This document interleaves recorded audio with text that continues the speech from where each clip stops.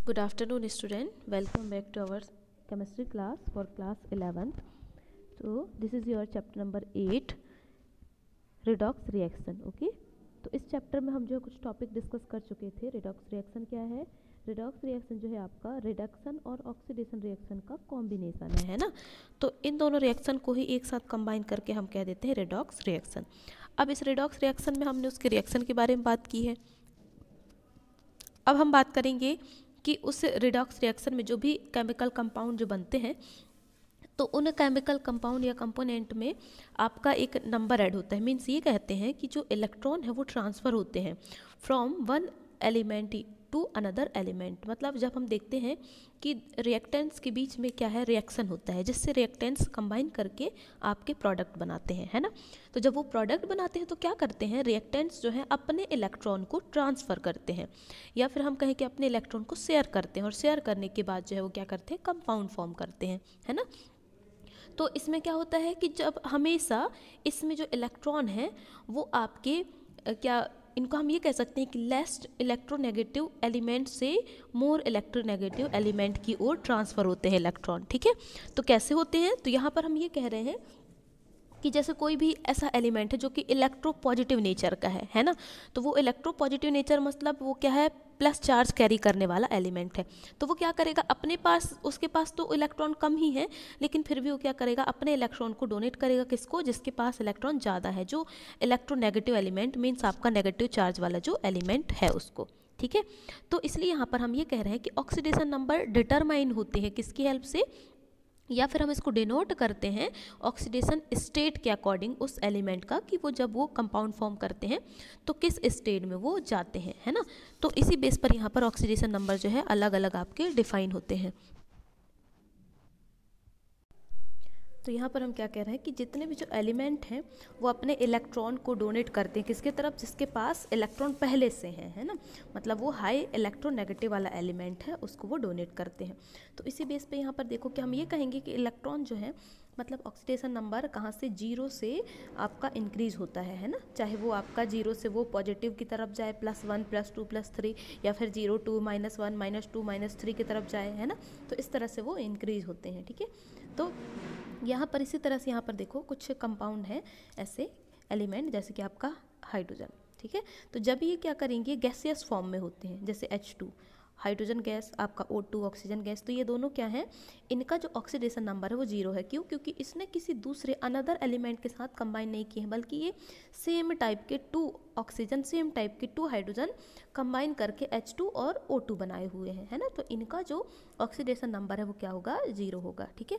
पर जैसे ही वो किसी दूसरे एलिमेंट से कंबाइन करते हैं जैसे H2O बन रहा है तो H2O बनेंगे तो इनमें जो है इनका ऑक्सीडेशन नंबर चेंज हो जाएगा. ठीक है.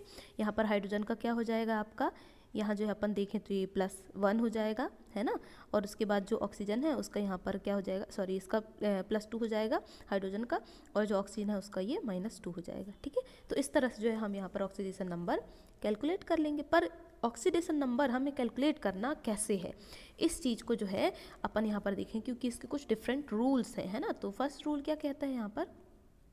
फर्स्ट रूल आपका ये कहता है यहाँ देखो इसमें कह रहा है कि किसी भी एलिमेंट में जैसे अभी जस्ट हमने कहा कि कोई भी दो एलिमेंट जो कि सेम टाइप के हैं अगर वो आपके मॉलिक्यूल के फॉर्म में है जैसे आपका H2 हो गया, O2 हो गया, Cl2, उसके बाद फिर आपका Al2, है ना. तो ये सारे इस फॉर्म में जब होंगे तो इन सभी का जो ऑक्सीडेशन नंबर है वो ऑलवेज क्या रहेगा? जीरो. ठीक है. फिर सेकेंड ऑप्शन क्या कह रहा है आपका? मतलब सेकंड रूल जो हमारा है ऑक्सीडेशन नंबर कैलकुलेट करने के लिए सेकंड ये कह रहा है कि फॉर आयंस मतलब आयंस के लिए composed of any one atom the oxidation number is equal to the charge of the ion. मतलब यहाँ पर ये कह रहा है कि तो कंबाइंड फॉर्म में जब होते हैं एलिमेंट तो उनका जो ऑक्सीडेशन नंबर हम कैसे फाइंड करते हैं कि उसमें जितना इलेक्ट्रॉन उसने जितने इलेक्ट्रॉन डोनेट किया है तो डोनेट करने के बाद उसने जो चार्ज गेन किया है तो उसको ही हम डायरेक्ट क्या कह देते हैं उसका ऑक्सीडेशन नंबर हम एक्सप्रेस कर देते हैं.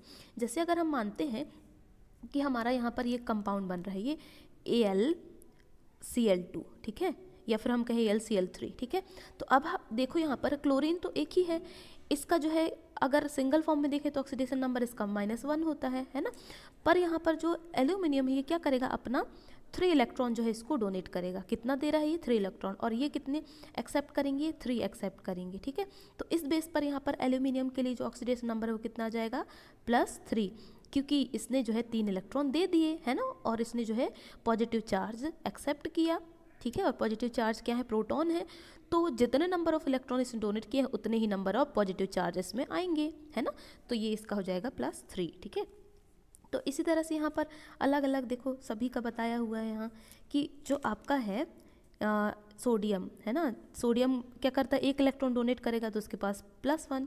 ये आपका मैग्नीशियम 2 करेगा तो +2, और आपका Fe ये 3 करेगा तो +3, है ना। और Cl कितना गेन करता है? ये 1 गेन करेगा तो इसका -1।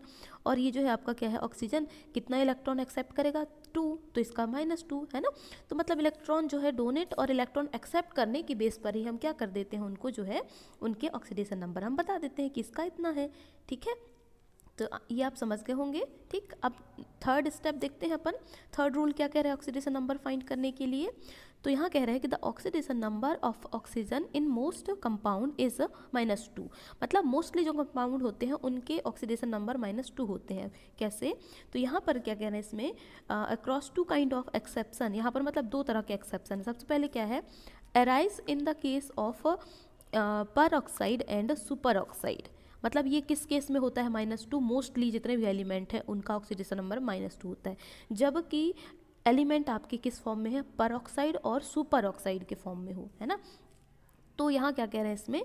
The compound of oxygen is oxygen in which oxygen atom are directly link to each other, while in peroxide means आपका क्या बनता है? H2O2 Na2O2, ये आपके पर ऑक्साइड है। इनमें जो है क्या होगा? -2 ही आपके क्या होते हैं?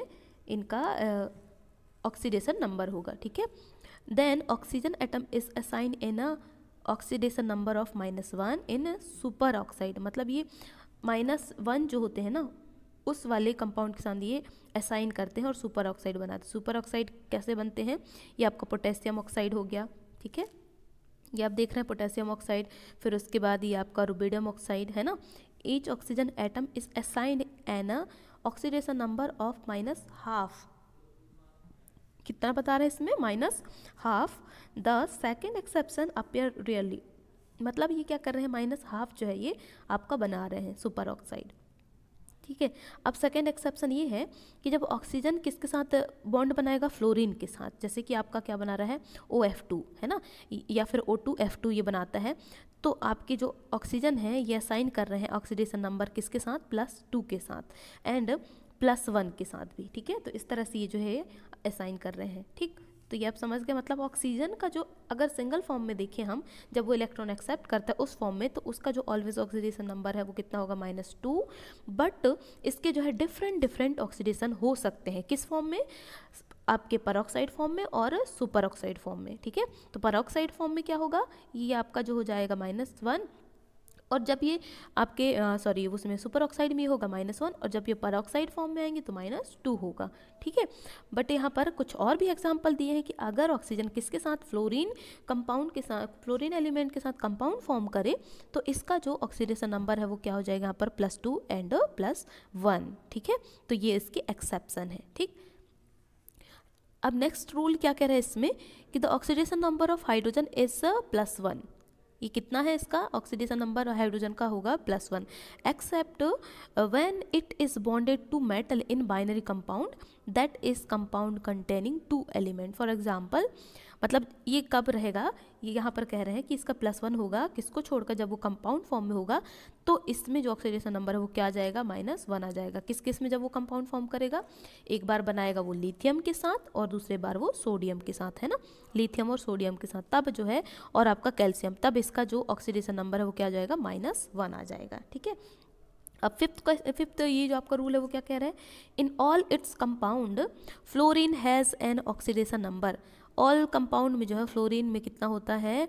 सभी कंपाउंड के साथ किसी के साथ भी कंबाइन फॉर्म कर ले तो उसका जो ऑक्सीडेशन नंबर होगा वो -1 होगा, ठीक है। ये समझ गए आप? -1 एंड अदर हेलोजन जो होते हैं उनमें भी आपका क्या हो गया? ये -1 होंगे ऑल्सो ऑक्सीडेशन नंबर, ठीक है। मतलब अपन ये कह रहे हैं, अगर हम पीरियोडिक टेबल की बात करें तो पीरियोडिक टेबल में जब हम लेफ़्ट टू राइट आएंगे, है ना, तो पीरियोडिक टेबल आपका कुछ इस तरह से होता है ना, ये आपने देखा ही होगा।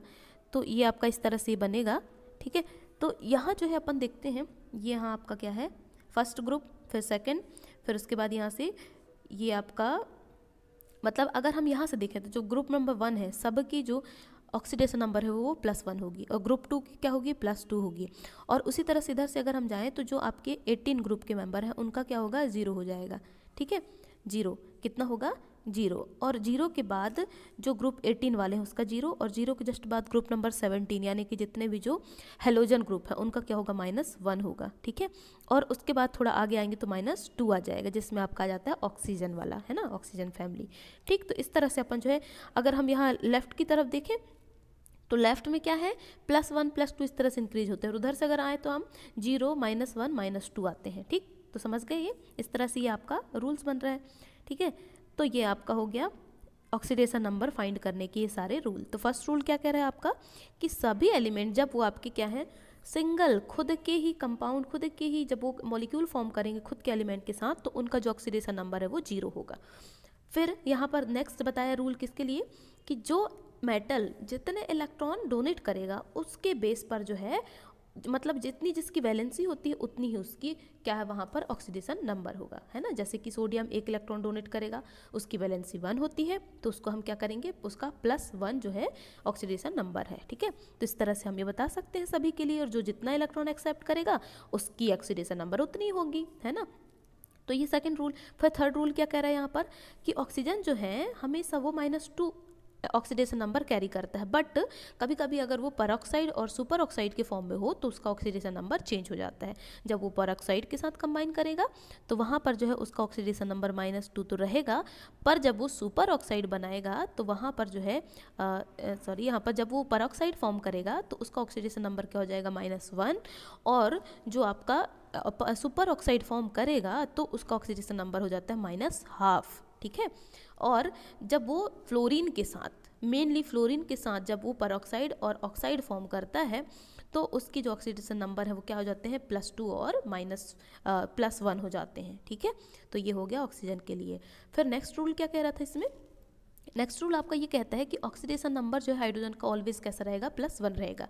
पर अगर जब वो क्या करेगा, लिथियम, सोडियम और आपके लिथियम के साथ, सोडियम के साथ और कैल्शियम के साथ जब वो कंपाउंड फॉर्म करेगा तो ये कौन सा ऑक्सीडेशन नंबर कैरी करता है, -1, ठीक है। ये उसके एक्सेप्शन है, ठीक।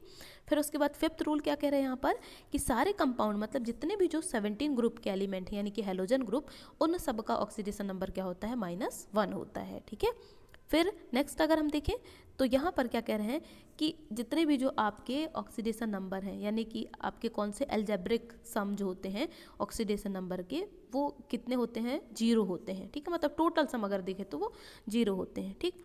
तो ये हो गया इस तरह से यहाँ पर ये ऑक्सीडेशन रूल्स, और उनके ये आपके किसी भी कंपाउंड के ऑक्सीडेशन नंबर फाइंड करने के ये रूल्स हैं ये, ठीक है। तो ये हो गया आपका ऑक्सीडेशन नंबर कंप्लीट।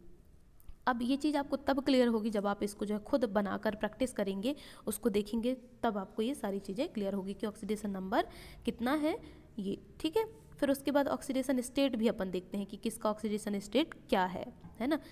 तो ठीक है, अब अपन नेक्स्ट क्लास में जो है हम बात करेंगे यहाँ पर, देखो ये यहाँ पर टेबल गिवन है ना। इस टेबल के अकॉर्डिंग जो है आप इसको समझ सकते हैं कि कौन सा एलिमेंट है जिसका ऑक्सीडेशन नंबर कितना है ना, और वो किस बेस पर है। यही जो रूल्स हैं ऊपर हमने पढ़े हैं उन्हीं सारे रूल्स पर ये बेस्ड है, ठीक है। अब यहाँ पर कुछ कुछ टर्म्स दिए हैं, तो ऑक्सीडेशन क्या है और रिडक्शन क्या है। तो ऑक्सीडेशन तो आप सभी समझते हैं, है ना। तो यहाँ पर क्या कह रहे हैं इसमें, आपका ऑक्सीडेशन रिडक्शन इन पर जो है ऑक्सीडेशन नंबर का क्या इफेक्ट पड़ता है, ठीक।